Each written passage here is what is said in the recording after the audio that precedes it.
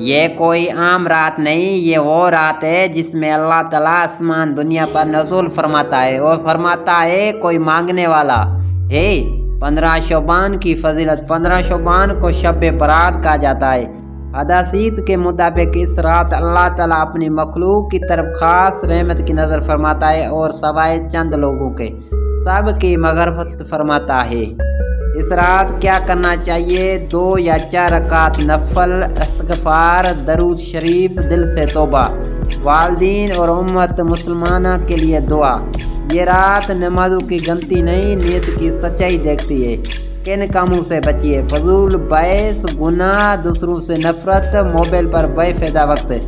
اگر دل صاف نہیں ہوا تو عبادت بھی وزن کھو دیتی ہے۔ ایک مختصر دعا: اے اللہ، ہم کنگار ہیں مگر مایوس نہیں، ہمیں معاف فرما، ہماری تقدیر کو بہتر لکھ دے اور ہمیں اپنے قریب کر لے، آمین۔ اگر یہ ویڈیو دل کو لگے تو لائک کرے اور کسی ایک شخص تک ضرور پہنچائے۔ شکریہ۔